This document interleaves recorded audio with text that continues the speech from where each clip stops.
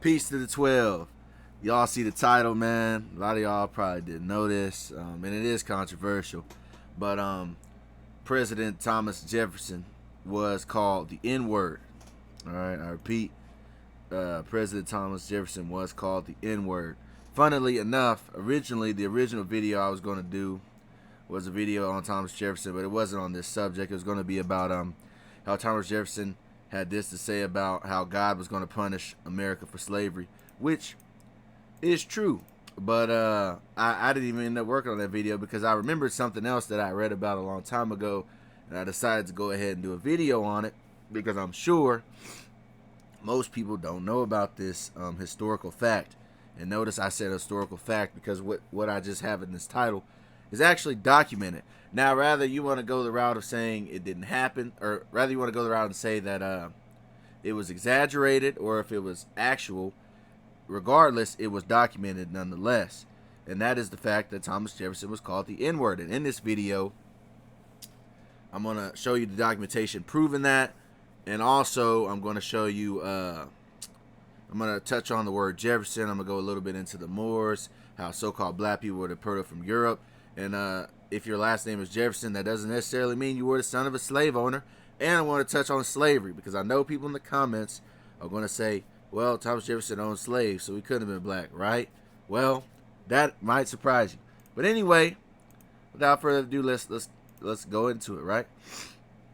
So, in the year 1800, October 31st, which is Samhain, or as Americans call Halloween, which is a pagan, wicked holiday. But anyway, it was held from October 31st to December 3rd, 1800. In what is sometimes called the Revolution of 1800, the Democratic Republican Party candidate Vice President Thomas Jefferson defeated the Federalist Party candidate incumbent President John Adams.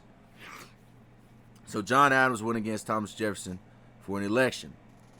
All right, it was known as the first bitter contested presidential election. It takes place in a campaign that rivals any current presidential election. For insults and rancor, John Adams defeated Thomas Jefferson on this day. Now, that's just a little history lesson. Now let's go into the fact that, yes, in fact, and the reason I mention this, Salaki, is because a campaign ad against Thomas Jefferson was that he was a half N-word. All right? So let's get the source. This is Thomas Robinson Hazard, a guy that was born in that era, 1791. He died in 1886. All right. He referenced a book known as the Johnny Cake Papers. All right, by Thomas Robinson Hazard. All right. Now, on page 237 of this book, the Johnny Cake Papers of Shepherd Tom. And also, hit me up in the comment section if you want the links to these PDFs. I think I still got them. I might. But anyway, page 237 of this book, the Johnny Cake Papers, we're going to see exactly what I'm talking about. It's documented that Thomas Jefferson was called the N-word. All right, let's go to the second paragraph here. It says, at the conclusion of the speech, it was unanimously voted by the assembled freemen present that any old Britainer or hard-scrabble freeman who should not vote for the glorious John Adams at the coming election ought to be deemed guilty of treason. So if you didn't vote for John Adams, they said you should be considered a traitor, right? And he's going to tell you why. And shunned by all his neighbors accordingly. Whilst in case any individual or individuals should dare to vote for that half Injun, half nigger, half Frenchman with a touch of the bullfrog Tom Jefferson. All right, see that? Half N-word, half nigger, half Injun. We're going to touch on Injun as well. Thomas Jefferson. So he was called a half so-called black man. All right, that's documented. And it wasn't just documented in this. Other people have referenced it in their literary works as well. All right, this is the Eagle Screams. Yes, see, I have the link to this one. This is called The Eagle Screams, written by Coley Taylor and Samuel Middlebrook. All right, people born in the 1800s. This book, The Eagle Screams, it's $70. But page 67, chapter 3 says, they ganged up on Jefferson. Now watch this. We're going to go down here. True, he was the author of the Declaration of Independence at 33 and governor of Virginia during the worst of the war. He gave America the dollar to replace the awkward shilling and the pound system. He negotiated treaties with foreign countries. Next to Benjamin Franklin, he was the most popular minister to France we ever had. Now watch this. It all made no difference to his enemies. He was called a villain and a rascal and the illegitimate son of a slave and an Indian. See that? The illegitimate son of a slave and an Indian is what they call Thomas Jefferson. Now let's go to page 77. All right. They ganged up on Jefferson. From Providence told the voters how much better a man was John Adams, profound and fearless, patriot, and full-blooded Yankee. See, they keep saying John Adams was full-blooded, so he would ask the question, why do they keep referring to Thomas Jefferson as a half-breed? All right. Now, someone can say, oh, it was just a way to assassinate his character. Obviously it was, but you would have to have a little bit of wiggle room, a little bit of validity to even make the assertion that he was a half-breed, because that means he had to have had some type of either skin complexion and or facial structure to make him seem as if he could be a so-called mulatto, because that's the only way you could be able to get away with calling him that and people would actually believe it. All right, now let's read that again. For Providence told the voters how much a better man was John Adams, profound and fearless patriot and full-blooded Yankee, compared with his low opponent Tom Jefferson, who, to make the best of him, was nothing but a mean-spirited, low-lived fellow, the son of a half-breed Indian squaw, sired by a Virginia mulatto father, as well as known in the neighborhood where he was raised, wholly on Hoecake, bacon, and hominy. Now, the relevancy of him being raised on Hoecake, bacon, and hominy is relevant because Hoecake, bacon, and hominy are slave foods. All right, so-called slave foods. It's what they fed their black slaves, which would go back to the assertion that he was an illegitimate son of a slave. Now let me show y'all about Hoecake. Well, I'll show y'all in a minute. Let's go to the next book, Jefferson. I'll tell you about Hoecake in a minute. Let's go to the next book, Jefferson. Albert J. Nock wrote this book, Jefferson. Page 233. It says it again. John Adams, the profound and fearless patriot and full-blooded Yankee, exceeding in every respect his competitor, Tom Jefferson, for the presidency, who to make the best of him was nothing but a mean-spirited, low-lived fellow, the son of a half-breed Indian squaw, sired by a Virginia mulatto father, as well known in the neighborhood where he was raised, wholly on Hoecake, made of South coarse ground corn, bacon, and hominy, with an occasional change of bullfrog. Right? Now, what is Hoecake? Hoecake was a slave food. Hoecake was served with butter, honey, or maple syrup. They were delicious, hearty start to an 18th century day. The prevailing legend is that the Hoecake got its name from slaves using the tools they had available frying the cakes on the iron hose they used in the fields. All right. What is the origin of the term Hoecake? Historian Rod Cofield notes that 19th and 20th century books, many 19th and 20th century books claim that a Hoecake is so called because it was baked on the blade of a garden and hoe by slaves in the fields, who furthermore apparently took the necessary ingredients with them. All right. So that's why they're attacking him and saying he was eating Hoecake. Hoecake is a slave food. All right. Page 234. He references the same thing in the Johnny Cake Papers. Half Injun, half nigger, half Frenchman with a touch of the bullfrog, Thomas Jefferson. Which leads me to believe that most likely this image of Tom is a fake image. Most likely. Wouldn't shock me at all. There are many fake images of people that from back in the days. All right.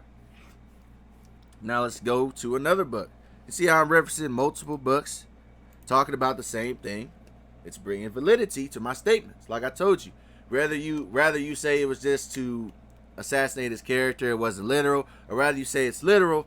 One thing you can say is that I'm lying. One thing you can't say is that this was made up, because this was documented by multiple authors. All right. Now, next book, Ordeal of the Presidency, by Coyle David Cushman. Coyle David Cushman. All right, he was a writer as well, born in the 1800s, and he wrote a book, Ordeal of the Presidency. We're going to go to page, what was that, 69? Yeah, 69, where it reads, some of the Federalist oratory was designed to appeal to the common man. Thomas Robinson Hazard, who was born in Narragansett in 1797, recalled 70 years later in his Johnny Cake papers what he was told by old Paris Gardiner. All right. And we got that already. We already referenced Thomas Robinson Hazard. Remember, he was the guy that wrote the Johnny Cake papers. All right. So let's keep reading on. He felt he could impart to such intelligent citizens as those before him a profound secret, which when learned could not fail to convince every independent freeman present who had any regard for the honor and well-being of his country, how immensely in all respects John Adams, the profound and fearless patriot and full-blooded Yankee, exceeded in every respect his competitor, Tom Jefferson, for the presidency, who, to make the best of him, was nothing but a mean-spirited, low-life fellow, the son of a half-breed Indian squaw, sired by a Virginia mulatto father, as well known in the neighborhood where he was raised, wholly on hoecake, made of coarse ground southern corn, bacon, and hominy, with an occasional change of bullfrog. All right. After the speech, it was unanimously voted that in case any individual should dare to vote for this half-Injun, half-nigger, half-Frenchman, with a touch of the bullfrog, Tom Jefferson, they should be rode on a green split chestnut rail, sharp side up. All right? You see that? Well, like I said earlier, in order to convince the people, the viewing audience, that this was the case, that means Tom Jefferson had to have some type of feature, rather skin complexion or nose or whatever, what have you, or lips or all three, to make the viewer be like, oh, maybe he is a half-breed. Think about that. But anyway, and notice it says bacon and corn. Bacon and corn were slave foods, unfortunately. Unclean ass bacon, unclean ass swine, disgusting. But anyway, bacon was a slave food. All right, bacon was a slave food. Solomon Northup described the typical food rations distributed to slaves on the plantation where he lived and worked. All that is allowed to them is corn and bacon, which is given out of the corn crib and smokehouse every Sunday morning. So they was only given corn and bacon, as well as chitlins, disgusting chitlins that smell like dung, that a lot of niggas eat, right? A lot of these Negroes eat, man. That's the slave food, man. All right, and let me say this too. I've told you guys this before, but also called black people in the Americas weren't slaves. But a lot of the soul food and all that, which is terrible to our people, causes heart disease, diabetes, all that stuff. A lot of that goes back to the slave days, believe it or not. Now, me speaking of that, right? The slaves had to eat corn and bacon. Makes me think of the scripture, Ezekiel 4 and 13. In Ezekiel 4 and 13, it speaks on this. And the Lord said, even thus shall the children of Israel eat their defiled bread among the Gentiles, whither I will drive them. So we're going to eat our defiled bread among the Gentiles. What that means is we were eating unclean foods. All right, when you go to the Good News Translation, it tells you that.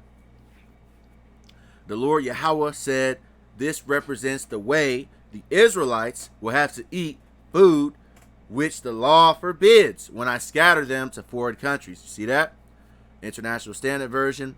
Then the Lord said, this is how the Israelis will be eating unclean food among the nations where I will be sending them. When we went into our captivity, we were made to eat unclean foods. This fulfills that scripture. And even now, our people do the same thing. All right? Hell, even I remember back then, I don't know if it's still the case, but at one point in time, a bag of Doritos had pork enzymes in it. All right? Just shows you how defiled food really is in this damn place. All right? And yes, people can say, well, what does this have to do with the slavery? Because, yes, the so-called Negroes that were in slavery were Israelites. All right? We them Hebrews. We them people, man. All right? I'm going to get a couple references on that. But you can go to this video for a lot of information on that. Here's more information on my Robert Penn channel. It's called The Jews That Fled to Africa. But I'm going to get a couple excerpts from that. All right, we can take a look at The Negroes and the Jews by Lenora E. Burson. See what she has to say on page 212. She says, Negroes claim to be Jewish is legitimate. The land of Israel is located in Western Asia and borders on North Africa. All of the native inhabitants of that region were non-white. When Spain expelled its Jews in 1492, many of them went to Africa. It seems probable that some of them were brought later to America as slaves. The spirituals never sing of African rivers. It's always the Jordan or the Red Sea. They don't sing about African chiefs or kings. It's David or Moses or some other Jewish characters from the Bible. All right, yeah, and the most famous Negro spiritual is what? Swing Low, Sweet Chariot. All right, and of course, the brother put in the comments, Kumbaya. Kumbaya means come by here, God. Come by here, God. Yah, Kumbaya. Come by here, my Lord, because we want to get the hell out of there. And I still want to get out of here via the chariots. And I pray that I'm on that elect number to make it out of here. But anyway, we're going to go to 2 Kings chapter 2, verse 12. And Elisha saw and he cried, my father, the chariot of Israel, and the horsemen thereof, he saw him no more. And he took hold of his own clothes and rent them in two pieces. That's speaking of the chariots. That's why they were singing about the chariots as well, right? The majority of our people live where? In the ghetto. The ghetto is a Jewish quarter. The word ghetto in the dictionary, the Jewish quarter in a city, resembling or characteristics of a ghetto or its inhabitants, especially with relation to African American culture. See that? Now let's get another example before we keep reading on to the next part of this video. This guy, Elisee Reclus, born in 1830. See what he had to say in his book, Universal Geography. It was like volume 12. It was amongst the pagan Mandingans of Gambia that the English first met the so-called Mambo Jumbo. Let's go down here. This is what I wanted. Page 175. They have been compared to the Syracuse, the Jews of West Africa, but unlike them, they are chiefly wholesale dealers, carrying on large caravan trade between Sierra Leone and Timbuktu and extending the expeditions from the Senegal to the lower Niger. All right, see that? The Jews of West Africa. Who are the Syracuse? Who are the Syracuse? That's a West African nation. A West African nation. All right? This is what they look like. They're also known as the Surname people. The Syracuse. All right? Head covered, dressed down to the foot. Once again, more information on that. Check out The Jews That Fled to Africa. Came out 2 weeks ago. I went in depth on that. Now let's touch on the word Jefferson. Right? A lot of so-called black people had a last name Jefferson. Or Jeffries or something like that, right? Now, what's taught to you in conventional history, what's taught to you by people is, oh, your last name was Jefferson because you were a slave. Or your last name was Robinson because you were a slave. Your last name was this and that. Look, a lot of that is false and fiction. All right, a lot of so-called black people already had these Welsh, English, Irish surnames. I've done videos on that in the past. Why is that? Because the black people used to rule Europe. That's controversial in itself. I don't know why. It's documented in history. But anyway, I'm going to loosely touch on it right here, right? The Jeffersons.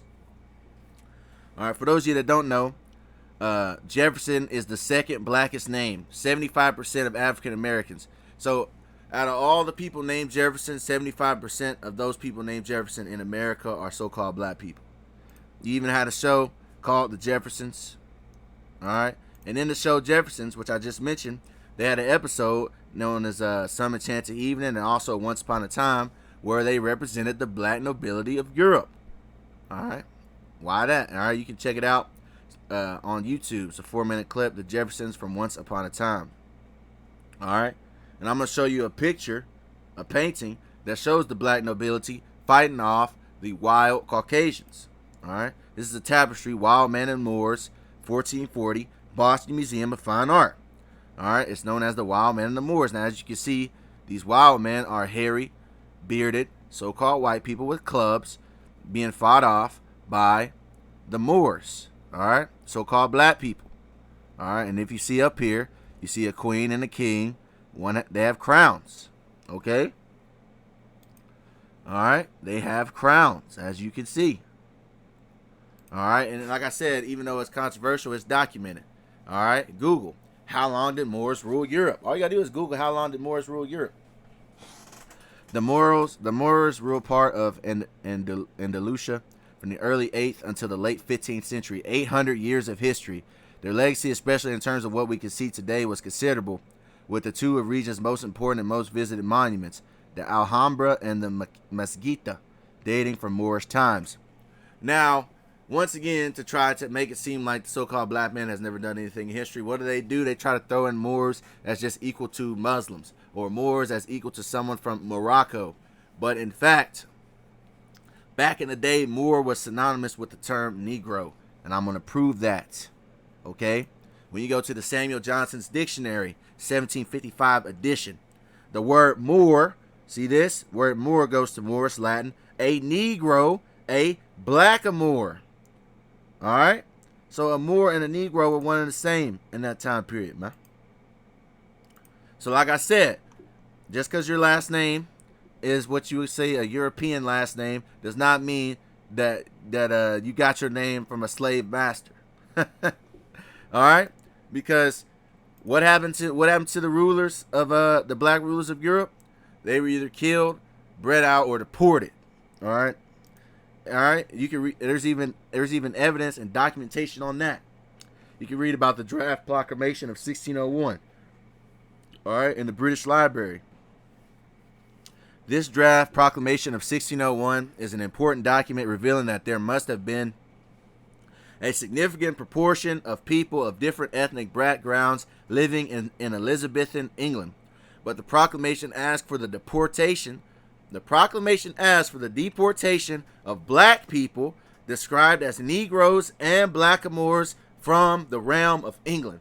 So, boom, no question, you had Negroes, aka blackamoors, all right, they wanted to get deported from England. Now, where did they end up getting deported to? Some of them got deported to the west coast of Africa. Some of them got deported to the Virgin Islands. Some of them got deported to Jamaica. Some of them got deported to America. All right. Believe it or not, I told you guys this a long time ago. The so-called black people comes from three groups that are here right now in this Western Hemisphere. Comes from the blacks from the west coast of Africa. Comes from the so-called black people that were already here in the Americas, and it comes from the European blacks that were deported. All right. And this is just a photo of Moorish Jews of the 1920s in Harlem, 20 years prior to the Balfour Agreement in 1948, putting them other people in the land. All right, Moorish Jews, so-called black people. But anyway, and there's other evidence of so-called blacks being deported. You can read of Maximilian Mission. He wrote a book, History and Geography: A New Voyage to Italy, with curious observations on several other countries as Germany, Switzerland, Savoy, Geneva, Flanders, and Holland, in 2 volumes. Now we're going to go to page 139. Italy, Jews. 'Tis also a vulgar error. Now check this out. This once again proves that there were so-called black Jews. 'Tis also a vulgar error that the Jews are all black. For this is only true of the Portuguese Jews. See that? So there were black Portuguese Jews, who marrying always among one another begat children like them, and consequently the swarthiness of their complexion is entailed upon their whole race. All right? See that? Black. All right? And you're going to read about how these Portuguese Jews got deported to Africa. All right? And to islands. You can read about this in Tobias Smollett, The Critical Review or Annals of Literature by a Society of Gentlemen. Volume, what is this, 57? Page, all right, I don't remember the page. 141. Now check this out. King John II in 1492 expelled all the Jews to the island of St. Thomas, which had been discovered in 1471, and to other Portuguese settlements on the continent of Africa. And from these banished Jews, the Black Portuguese, as they are called, and the Jews in Loango, who are despised even by the very Negroes they are descended from. All right. So there's that. And even more so, yes, so-called black people ruled over Europe, and we were there first. All right. You can read about that in the dailymail.com. GCSE pupils to be taught that the nation's earliest inhabitants were Africans who were in Britain before the English. So-called Africans. All right, David McRitchie, an anthropologist, historian, also speaks on this in his work, Ancient and Modern Britons. All right, he was an antiquarian, a folklorist, and an anthropologist. Anthropology is the study and origin and development of human societies and cultures. All right, born in 1851. We're just going to get 2 parts of his book. And I touched on this in more detail. You can read about it in the Black Irish Clans, as well as Black Vikings Behind the Curtain. You can read about that, 2 one-hour videos. Go pretty in depth on that. But I'm going to get 2 excerpts. Page 16, Ancient and Modern Britons, Volume 1. The question of the origin of the white races, which has now long held supremacy in these islands, scarcely enters into the present inquiry, which has to do more with their colored predecessors. A predecessor means someone that was before. You have so-called black people that ruled over the Isle of Europe way before the so-called white man. All right? And that's from Australoids, which are the Japhites, as well as the Negroids, which were us. All right? That's another video for another day. But while a fourth, as we see hence, that the home, if not the cradle of the white race, was Europe, but there seems to be little probability of any of these theories ever becoming substantiated. Yeah, because it's not true. They're actually not from Europe. And even in the fact that they came, the way they got to Europe was through Central Asia. All right? We have just seen that many scientific men hold that there are some grounds for believing the portions, at least, of Europe have formerly been inhabited by black, tawny, and copper-colored races. And that is correct. All right? Now, let me speak on the names. Like I mentioned the name Jefferson, right? A name like Jefferson. Well, these names, a lot of names are actually gotten from so-called black people and not the latter. You can read, he mentions this, like the name Duncan and Douglas. All right, page 203. All right. The first advent of the gypsies in Scotland fathered the wild black Irishman of Queen Elizabeth's reign. With his plaited hair, his swarthy skin, and his Finland haunts, was virtually a gypsy. And his island was the mother country of the Scots. The Moors were Picts. The Gyps were there as Moors of gypsies were Picts. By all the names, substantially the same people, which lets you know that the Picts were so-called black people. All right, which I'll do a video on that another time. But this is what I wanted. This is what I wanted. However contradictory this deduction may appear, it must never be forgotten that the people who made Scotland, repeat that, the people who made Scotland an independent nation were not Scots. You see that? Meaning there were people before the modern Scottish people. All right? Let's go down to here. The Bruces, the Wallaces, the Stuarts, and many other lesser names were Normans and Flemings. Now check this out. It is true they identified themselves with the earlier races and readily assumed the name and some of the ideas of their adopted country. So it was the Caucasian who took the names of the so-called black races. All right, believe it or not. I know this blows a lot of people's mind. I'm gonna have scoffers in the comments. Blackwashing history. You know, but hey, it's the truth. And he said, what, Bruce's? I had a lot of people when I was in school that was older than me, man. Their last name was Bruce. I think I'm related to them. Bruce's, Wallace's, Stuarts, Normans, Flemings, all were once again names and ideas that was adopted by the Caucasian invaders. All right, and he says, but they were not Scots. For example, the good Sir James, the most loyal of all Bruce's knighthood, but he came of a race that boasted its ancient aboriginal blood and that bore a surname which signifies the black man by his family name Douglas, a black and swart complexion. So Frederick Douglass, that is the name of a so-called black man. All right. Like I said, don't be believing that narrative that you got your last name from a slave owner. In all likelihood, you probably didn't. But anyway, now Jefferson and the N-word. Well, the N-word is actually in the Bible. You can say, well, that's Niger. It's not the N-word. Well, it's one and the same. When you go to Acts 13:1. Now there were in the church that was at Antioch certain prophets and teachers as Barnabas and Simon that was called Niger, and Lucius of Cyrene and Manaen, which had been brought up with Herod the Tetrarch and Saul. So Simon was called Niger. All right. Simon is a Hebrew name. It means hearkening or listening because he was a Hebrew Israelite, right? Now, the word Niger means black, a surname of Simon. He was probably so called from his dark complexion. Niger equals black. But like I said, we say Niger today, but in reality, it's the N-word, because how you pronounce Niger, Strong's definition is Ni-ger. All right? Ni-ger, of Latin origin, black, Niger, Christian. All right? The N-word. All right, we study the N-word. The N-word, the color black, Niger. It did not originate as a slur, but took on a derogatory connotation over time. The N-word, nigga, in other words, were related to Niger. That's where you get it, Niger. All right? So in other words, Simon was called the N-word. All right? Latin Niger. All right? And also, you know, Niger is a West African nation that was formed in the 19th century. Now, as well as they called him a half N-word, half Indian, right? Well, when we go to the facts on file, Encyclopedia of Word and Phrase Origins, 4th edition, shout out Kurameo How. It's kind of blurry, but the N-word, when used by a white person to describe a black or African American person. Now, check this out. The N-word has also been an offensive derogatory term applied to Indians as well as blacks up until recent times. So the N-word was also applied to Indians. I wonder why. As a matter of fact, the word nig, or the N-word, was also used on Indian natives. The N-word, Negro, was also used on peoples of India, the Australian Aboriginals, as well as the Polynesians.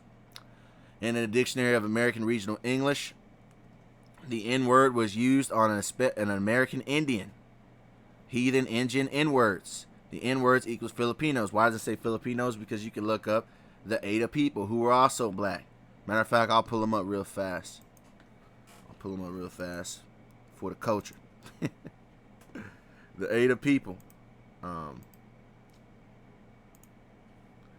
A-E-T-A. 1 second. A-E-T-A-P-O-P. Alright, the Ada people. Let me pull them up on the screen real quick. This is why they were applying the N-word to them as well. Come on, man. There we go. Alright, the natives of the Philippines. Now remember, it says N-word equals Filipinos. Why would they call them that? Because they had that same black complexion. So-called black complexion. Black people are really different shades of brown, but you know what I mean. But look, Ada people. Alright, the natives of the Philippines. Now, I think this is the last part I'll touch on, is the part of slavery, right? Because people say, well, Thomas Jefferson couldn't have been black, or couldn't have had any black ancestors because he owned slaves. And he did own slaves. Alright? Thomas Jefferson owned slaves. How many people did Thomas Jefferson own? Thomas Jefferson enslaved over 600 human beings throughout the course of his life. 400 people were enslaved at Monticello. The other 200 people were held in bondage on Jefferson's other properties. At any given time, around 130 people were enslaved at Monticello. All right? Or Monticello, however you pronounce it. Well, you'll find out that so-called black people also owned slaves in the Americas. All right? And specifically in his case, they said he was a half-breed, right? Well, this brother, The Black Slave Owners by Joseph E. Holloway, look what he has to say. The majority of black slave owners were members of the mulatto class, and in some cases were the sons and daughters of white slave masters. Many of the mulatto slave owners separated themselves from the masses of black people and attempted to establish a caste system based on color, wealth, and free status. Yeah, I remember I was reading up on Thomas Jefferson and his writings, and he did have prejudice towards the so-called black people. But as this guy has already stated, a lot of the mulatto class tried to separate themselves from their blackness. As a matter of fact, another guy that was a mulatto, he had a Caucasian father, so he was an Israelite, was Alexander Hamilton. Because for those of you who don't know, you are your father is according to the scriptures. I've done videos on that. Your father determines your race. But Alexander Hamilton, the famous banker, they had a play about him, the Hamilton play.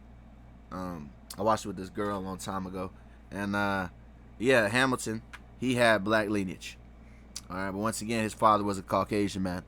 But large numbers of free blacks owned black slaves, and numbers disproportionate to their representation in society.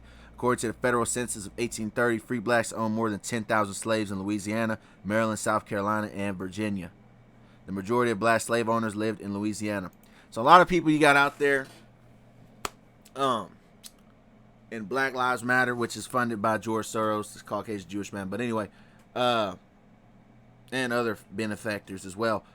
Well, a lot of Black Lives Matter people who talk about reparations and this and that. First of all, you're not going to get any reparations from your enemy. They're our enemy. And Deuteronomy 28 tells us no man will redeem us. They're not gonna pay us for our labors. We're gonna get our reparations when Yahawah comes and destroys all our captors and liberates us. Believe it or not, whether you believe it or not, that's on you. But anyway, a lot of so-called black people who talk about reparations have no idea that they might fuck around and find out that their ancestry actually goes back to that their so-called black relative was an actual slave owner. All right. As a matter of fact, there's a very famous black slave owner by the name of Anthony Johnson. All right. By 1651, Johnson gained his freedom and acquired land and servants, eventually attaining legal ownership for life over a black man named John Casor, a condition that separated servitude, labor for time, from slavery, labor for life. So Anthony Johnson was a so-called black man that owned a black slave for life. They even call him, one of his titles is the first slave owner of America. And he's important because he set the precedence for slave ownership for life in the Americas. After a court ruled his tenure as permanent, Johnson legally became the first slave owner. This was the first case in which a servant was sentenced to permanent servitude without having committed a crime. Unfortunately, this set a precedent that paved the way for proliferation of legalized slavery. All right, I'm going to end it with this. Graduate master's thesis: Black masters ownership of slaves by the free people of color in the antebellum South of 1780 to 1861. Black master, it is difficult to digest, but numerous records indicate that thousands of free people of color in the antebellum South did in fact own slaves. Not only did they own slaves, but in some instances they harshly disciplined and sold their slaves. In other instances they treated them well and ultimately freed them. How and why they acted, they did as bound with the reasons why they became black masters. Now, sometimes they say that it was a form of benevolence and friendship, meaning you were buying your family members from harsh people, which I'm sure that was the case. And then other times, it was an Anthony Johnson case. So, just because Thomas Jefferson owned slaves, that does not deny the assertion that he had Negro blood in his veins. Anyway, that's pretty much it on that. And I'm going to touch on what he said about God and slavery in another video. But yeah, that's pretty much it. Yes, for a fact, Thomas Jefferson was called the N-word. And with that, I say once again, peace to the 12. I want to give all praises, honor, and glory to the Heavenly Father, the Most High, Yahawah, in the name of His only begotten Son, Yahawashi. Yahawah is the name of the Heavenly Father, who is commonly known as God. And Yahawashi is the Savior of the nation of Israel, who is commonly known as Jesus Christ. Once say shalom, which means peace to you people listening and learning. You brothers doing this work, truth, sincerity. And to you others that's been doing this thing before me, man. I'm going to keep bringing out the history because that's what I like to do. That's what I'm really into. And also, let me say this too before I get up out of here. You would be surprised that Thomas Jefferson is not the only president that has been presumed to have had black lineage during his time. There's another guy by the name of Andrew Jackson, as well as Abraham Lincoln. But they'll get their own videos at another time if I do them. Anyway, man, that's pretty much it. And with that, once again, I say peace to the 12. All praise to Yahawashi. I'm out. Shalom.